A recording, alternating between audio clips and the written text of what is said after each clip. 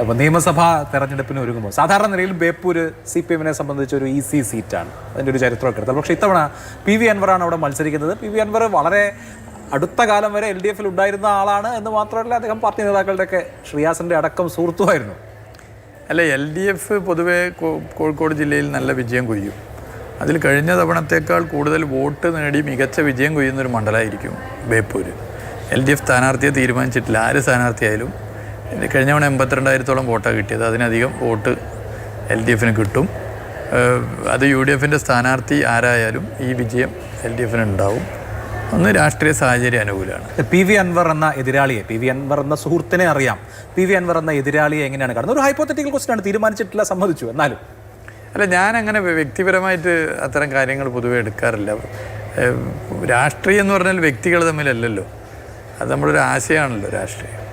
അപ്പോൾ ആ നിലയിൽ ഞാൻ പൊതുവെ രാഷ്ട്രീയത്തെ കാണുന്നുള്ളൂ.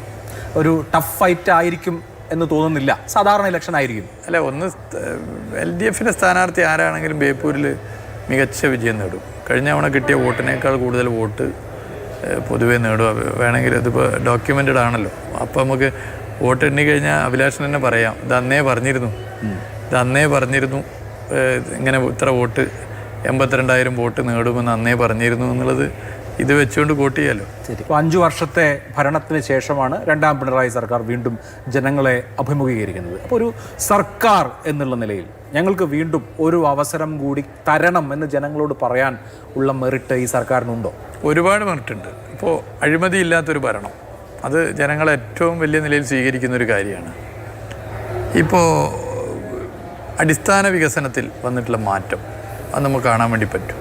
ക്രമസമാധാന പരിപാലനം, ഒരു വർഗീയ കലാപമില്ലല്ലോ കേരളത്തിൽ. അതിപ്പോൾ ഒരു മാജിക്കായിട്ട് ഇല്ലാതായതല്ലല്ലോ, അത് മാനേജ്മെൻറ്റ്, ഒരു ജനകീയ പോലീസ് നയം വരുന്നു.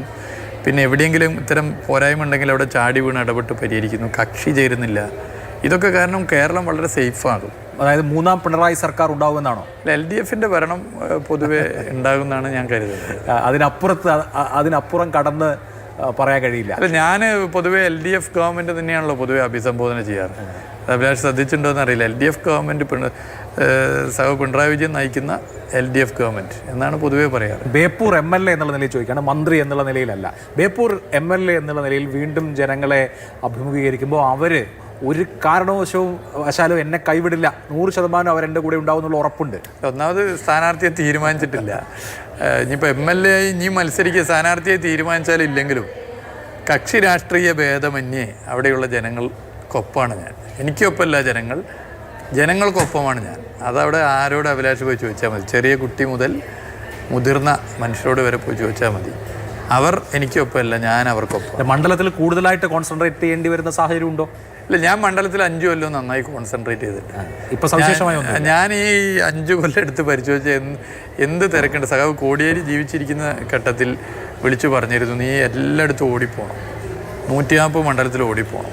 അങ്ങനെ ഞാൻ കൃത്യമായിട്ടൊരു ഷെഡ്യൂൾ വെച്ച് ഓടാൻ ശ്രമിച്ചു. ഒരു കൊല്ലം 1-2 മാസം കൊണ്ട് 140 മണ്ഡലത്തിലെത്തി. ഞാനന്ന് കോടിയേരിനോട് ഓരോ സ്ഥലത്ത് പോയാൽ കണക്കൊക്കെ പറയായിരുന്നു.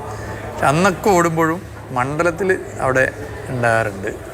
5 കൊല്ലം ഉണ്ടായിട്ടുണ്ട്.